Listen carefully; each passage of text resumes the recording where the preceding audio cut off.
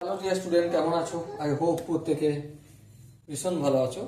স্ক্রিনের ওপর যে কোশ্চেনটা দেখা যাচ্ছে, এই প্রশ্নটা এসএসসি সিএইচএসএল 2020 সালে আসছিল।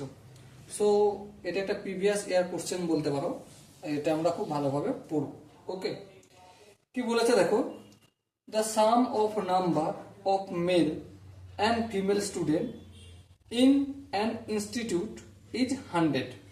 Okay, if the number of male student is x, then the number of female student become x%.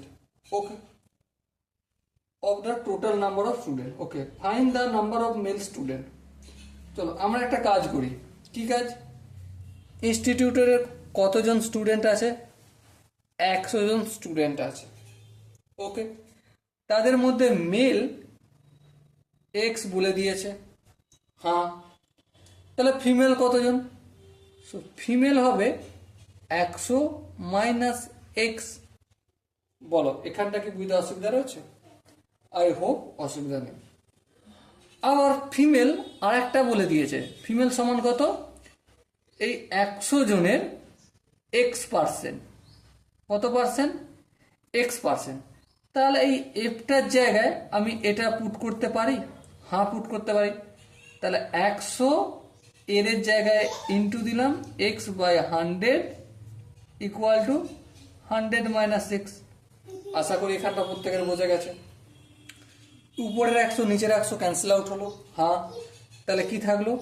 x equal to 100 minus x. এবার দেখো, এই মাইনাস একটাকে যদি সমানের দিকে নিয়ে আসি তাহলে প্লাস হয়ে যাবে। এক্স এর সাথে এই এক্সটা তাহলে যোগ হবে। যোগ হলে কি হবে? 2x হবে ইকুয়াল টু 100। এই দুইটা গুণ আছে, অপোজিট সাইডে পাঠালে ভাগ। তাহলে 100 থেকে যদি 2 ভাগ করি কি আসবে? 50।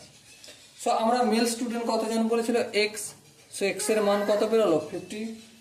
সো এখানে যে 4টে অপশন আছে তার মধ্যে কোন অপশনটা ঠিক? 1 নম্বর অপশনটা ঠিক অপশন। ওকে, আই হোপ প্রত্যেকে এই কোশ্চেনটা বুঝে গেছে। যদি কোনো জায়গায় বুঝতে অসুবিধা থাকে, ডাউট থাকে বা কনফিউশন থাকে, তার জন্য তো কমেন্ট বক্স খোলা রইল। ওকে, সো ডিয়ার স্টুডেন্ট, দেখা হচ্ছে পরবর্তী সেশনে। ততক্ষণ পর্যন্ত ভালো থেকো, সুস্থ থেকো এবং জয় হিন্দ।